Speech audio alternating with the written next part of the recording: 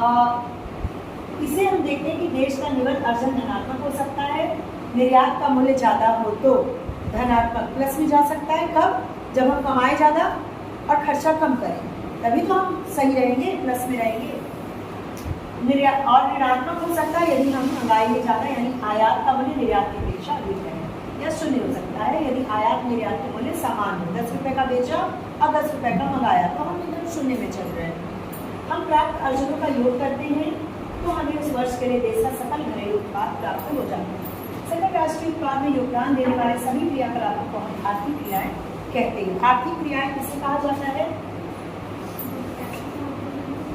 आर्थिक क्रिया जो है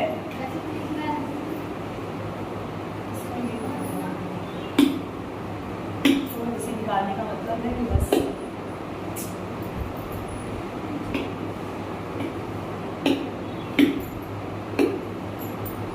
सीधा सा मतलब आर्थिक क्रियाएं किसे कहते हैं? सकल राष्ट्रीय उत्पाद में योगदान देने वाले सभी क्रियाकलापों को आर्थिक क्रियाएं कहते हैं। आर्थिक क्रियाकलाप या आर्थिक क्रिया सकल राष्ट्रीय उत्पाद में, जैसे अगर आपकी मम्मी काम कर रही है तो क्या वो आर्थिक क्रिया है? अगर एक डॉक्टर काम कर रही है तो वो है, क्योंकि वो दे रही है योगदान राष्ट्रीय आय। ठीक है, वे सभी व्यक्ति जो आर्थिक क्रियाओं में संलग्न होते हैं श्रमिक कहलाते हैं, चाहे वे उच्च या निम्न किसी भी स्तर पर काम करें। यदि इनमें से कुछ लोग बीमारी, जख्म होने, शारीरिक कष्ट, खराब मौसम, इन सब के कारण अस्थायी यानी कि रेगुलर नहीं है, अस्थायी रूप से काम पर नहीं आ पाते, तो भी उन्हें श्रमिक ही माना जाता है। अब कोई डॉक्टर है, मान लो 1 महीने की छुट्टी पे गई, तो भी वो है श्रमिक, वो आर्थिक क्रियाकलाप आएगी तो करेगी। इन कामों में लगे मुख्य श्रमिकों की सहायता करने वालों को भी हम श्रमिक ही मानते हैं। आमतौर पर हम ऐसा सोचते हैं कि जिन्हें काम के बदले नियोक्ता द्वारा भुगतान दिया जाता है उसे श्रमिक कहा जाता है। जैसे मेरे घर में अगर मैड आती है, काम वाली आती हैं, तो उनको मैं देती हूँ पैसा, तो वो भी श्रमिक ही कहलाएगी। वो रोजगार पा रही है, मैंने जो पाया उसमें से एक हिस्सा मैंने रोजगार दिया। अगर कोई माली है वो भी रोजगार पा रहा है तो वो भी श्रमिक है। कोई ड्राइवर है उसको भी मैं रोजगार ही तो दे रही हूँ। एक नियोक्ता होता है, जैसे मेरे लिए नियोक्ता कौन है? यहाँ का जो मैनेजमेंट है, जो हम लोग को टीचर रखा है, आयोग, ठीक है। और मैं किसके लिए नियोक्ता हूँ? अपने माली, ड्राइवर, मैड, जो भी हमारे घर में आ रहा है, काम कर रहा है, उसके बदले पैसा मेरे से ले, तो उनके लिए नियोक्ता मैं हो गई। अब वो अगर आगे किसी और को दे रहे हैं तो उसके लिए वो नियोक्ता हो गए। तो सब एक दूसरे को रोजगार उपलब्ध कराते हैं। जो व्यक्ति स्वनियोजित होते हैं वे भी श्रमिक ही होते हैं। स्वनियोजित दुकान वाला, बिजनेसमैन जो अपना कार्य खुद कर रहा है, अपने को खुद इस्टेब्लिश किया है, वो भी श्रमिक ही है। भारत में रोजगार की प्रकृति क्या है? बहुमुखी है, मल्टी डायमेंशंस, यानी कई दिशाओं में है।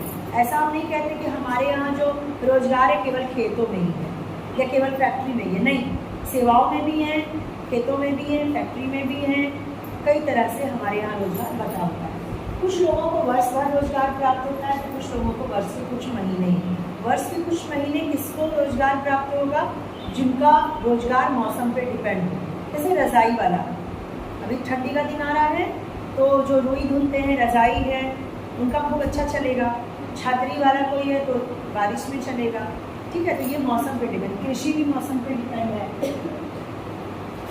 अधिकांश मजदूरों को अपने कार्य की उचित मजदूरी नहीं मिल पाती। श्रमिकों की संख्या का अनुमान लगाते समय जितने भी व्यक्ति आर्थिक कार्यों में लगे होते हैं उन सबको रोजगार में लगे लोगों श्रेणी में शामिल किया जाता है। आप विभिन्न आर्थिक क्रियाओं में लगे व्यक्तियों की संख्या जानने को उत्सुक होंगे। आपके दिमाग में आ रहा होगा कि भैया इतने सारे रोजगार हैं तो किस रोजगार में कितने लोग लगे हमारे, क्योंकि जनसंख्या तो बम्पर है, भारतवर्ष में जनसंख्या तो बहुत है, तो किस रोजगार में सबसे ज़्यादा लोग लगे हुए हैं।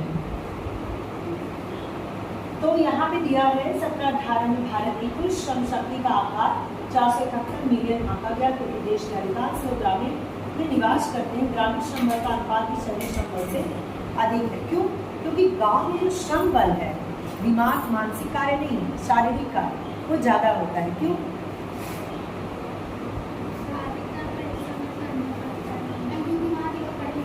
हाँ, वेरी गुड। यहाँ पे जागरूकता और शिक्षा की कमी होती है। आप में से कितनी लड़कियों को अभी से बोल दिया गया होगा कि बस 1 साल और 1.5 साल और कहा जाता है, ये आम बात है। तो इसका मतलब क्या कि आपका प्रोग्रेस वहाँ से रोक दिया गया। अब आप क्या करेंगे, आप पूछेंगे हम क्या करेंगे, घर का काम करो, घर के तो तमाम काम होते हैं। वहीं पे आप क्या बन जाते हो, श्रमवर। अब शरीर से काम कर रहे हो, दिमाग वाला कोई काम नहीं करते। ठीक, ग्रामीण श्रम बल अधिक होता है, 477 ये हो गया। श्रम शक्ति में पुरुषों की बहुलता है, श्रम बल में लगभग 70% पुरुष तथा शेष महिला पुरुष बाल श्रमिक भी शामिल किया जाता है। 70% पुरुष है क्योंकि पुरुष उसमें भी देखो क्या दबाया जाता है, श्रम बल भी आप नहीं बन पाते। अगर आपको नहीं पढ़ाया गया तो आप जाकर के बाहर काम भी नहीं कर पाओगे। अगर आपके मतलब जो पार्टनर है वो जाकर के श्रम बल बाहर जा रहा है, कहीं और जा रहा है, किसी और स्टेट में जाके काम कर रहा है, पंजाब, गोवा, गुजरात जाके काम कर रहा है श्रम बल के रूप में, लेकिन औरतों को वो भी नहीं करने दिया जाता है ना।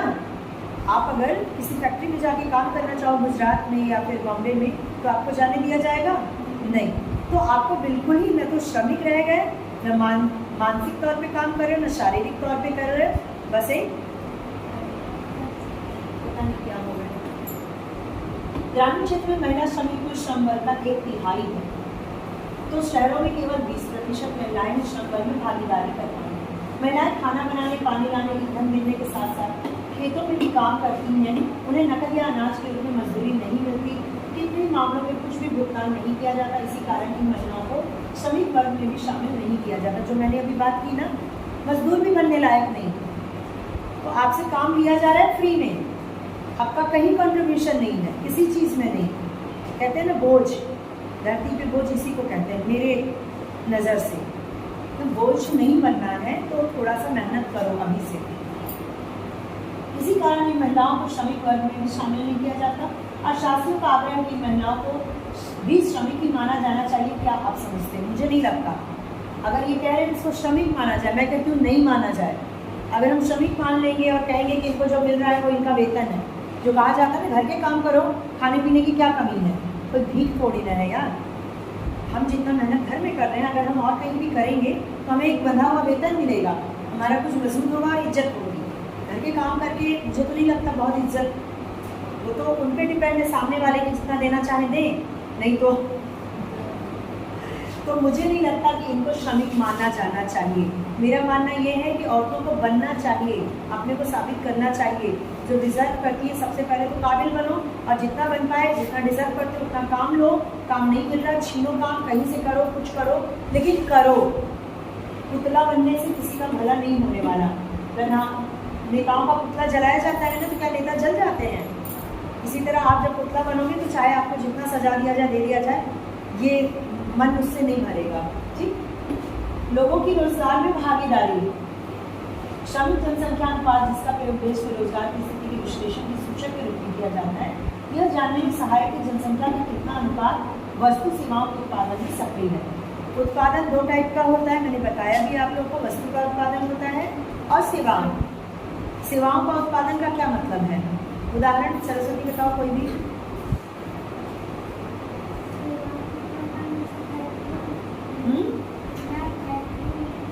फैक्ट्री में हम काम कर रहे हैं, वस्तु का उत्पादन कर रहे हैं। सेवाओं का उत्पादन जैसे डॉक्टर देखे, डॉक्टर बन के सेवा देना, वकील बन के सेवा देना, टीचर बन के सेवा देना, बैठे कोई उत्पादन नहीं करना बल्कि सेवा का उत्पादन करना। तो सेवाओं का उत्पादन भी होता है और वस्तु का भी उत्पादन। बैठ जाओ। यदि अनुपात अधिक है तो इसका तात्पर्य जनता की काम में भागीदारी अधिक होगी। अनुपात मध्यम है, हाथों का जनसंख्या बहुत अधिक अनुपात प्रत्यक्ष रूप से आर्थिक क्रियाओं में संलग्न नहीं है। यहाँ पे देखिए एक चार्ट है, कार्यकर्ता जनसंख्या अनुपात। जो पुरुष है संपूर्ण 52 अगर है तो ग्रामीण के 51 और यहाँ पे 53। कार्यशील जनसंख्या स्त्रियों का बहुत कम है, इनसे अंतर देखिए, जहाँ ये 51 है वहाँ 17 है, शहर में जहाँ 53 है वहाँ 14 है। आपकी जनसंख्या शब्द का अर्थ तो पिछली कक्षाओं में पढ़ लिया। जनसंख्या का मतलब लोगों की संख्या। जनसंख्या शब्द का अभिप्राय किसी क्षेत्र विशेष में किसी समय विशेष पर रह रहे व्यक्तियों की कुल संख्या से है। यदि भारत की श्रमिक जनसंख्या अनुपात का आकलन करना चाहे तो हमें भारत में कार्य कर रहे सभी श्रमिकों की जनसंख्या को देश की संख्या से भाग करके 100 से गुणा करना पड़ता है, क्योंकि हमें प्रतिशत निकालना है। जब प्रतिशत निकालते हैं तो 100 से गुना। भारत में विभिन्न आर्थिक क्रियाओं में लोगों की भागीदारी के विभिन्न स्तरों को स्पष्ट कर रही है। भारत 100 व्यक्तियों में से लगभग 35 श्रमिक, 100 में से 35 जो है वो श्रमिक हैं। और जो भी टेबल बताया वही है।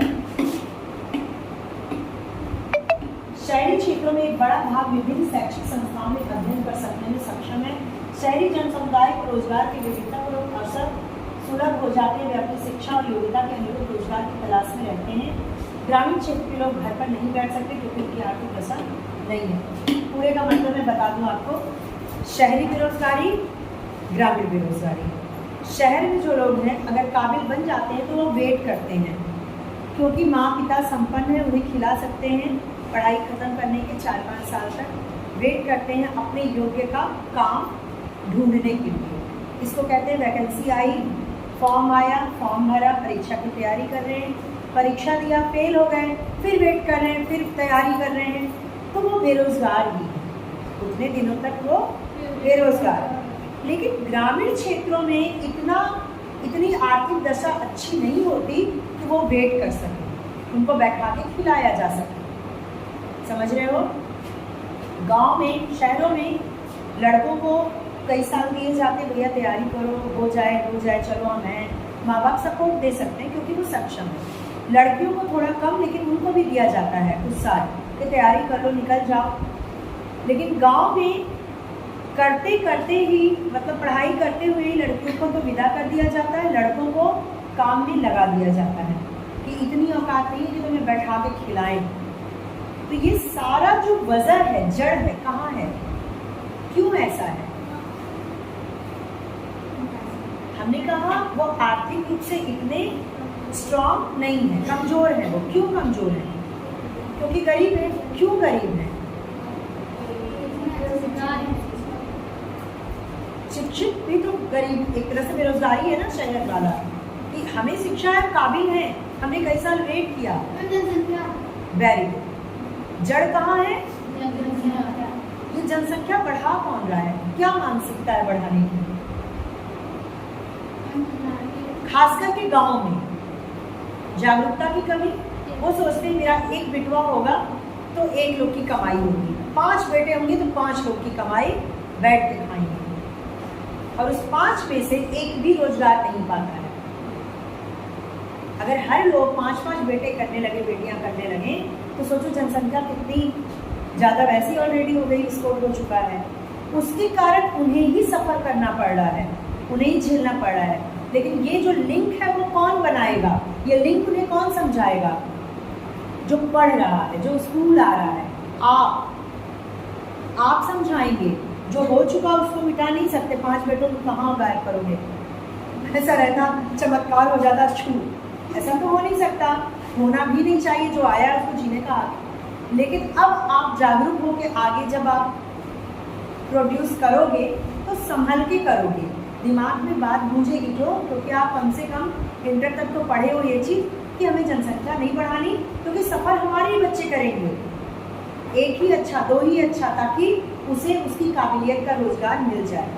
देखो हम कहते हैं तुम्हारा क्या जा रहा है, मेरे बच्चे हैं ना, हम उसको पालन पोषण कर रहे हैं, तुम्हारे अब पापा का क्या जा रहा है।